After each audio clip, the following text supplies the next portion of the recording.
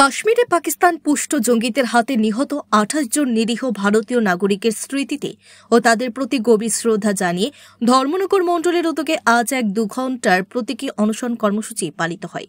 ধর্মনগর মহকুমার অন্তর্গত কালীদিঘির পূর্বপাড় সংলগ্ন রাস্তায় সকাল ৮:৩০ থেকে ১০:৩০ পর্যন্ত এই অনশন কর্মসূচি অনুষ্ঠিত হয়। অনশন কর্মসূচিতে উপস্থিত ছিলেন ত্রিপুরা বিধানসভার অধ্যক্ষ বিশ্ববন্ধু সেন সহ অন্যান্য নেতৃত্ব। তার বক্তব্যে অধ্যক্ষ বলেন, ২২ এপ্রিল ২০২৫ তারিখে কাশ্মীরে বেড়াতে যাওয়া নিরীহ ভারতীয় পর্যটকদের উপর বর্বরোচিত হামলা চালায় পাকিস্তানি মদতপুষ্ট জঙ্গিরা। সেই মর্মান্তিক হামলায় ২৬ জন ভারতীয় নাগরিক প্রাণ হারান।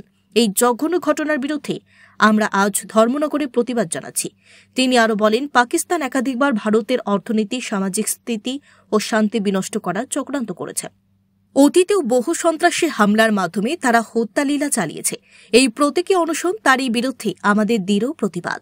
বিশ্ববন্ধু সেন জানান, এর পূর্বে ভারতীয় জনতা পার্টির পক্ষ থেকেও মৌন মিছিল ও প্রতিবাদ সভার আয়োজন করা হয়েছে।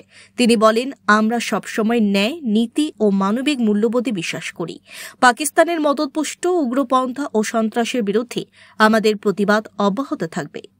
ভারতবাসী, সারা বিশ্ববাসী জানেন যে বিগত ২২ এপ্রিল ২০২৫ তারিখে কাশ্মীরে ভ্রমণ উদ্দেশ্যে যাওয়া নিরীহ পর্যটকদেরকে পাকিস্তানি মদতপুষ্ট উগ্রপন্থীরা ২৬ জনকে প্রাণে মারে।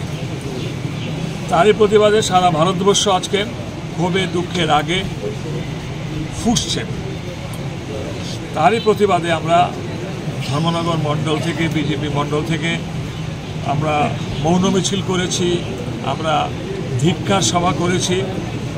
আজকে আমরা এখানে বসেছি প্রতীকী অনশন ২ ঘণ্টার জন্য। কাদের উদ্দেশ্যে? যারা নিহত হয়েছেন তাদের যেন ঈশ্বর ভগবান তাদেরকে আত্মার যেন শান্তি দেন। পাশাপাশি যারা নিহত হয়েছে তাদের পরিবারবর্গের প্রতি সমবেদনা জ্ঞাপন।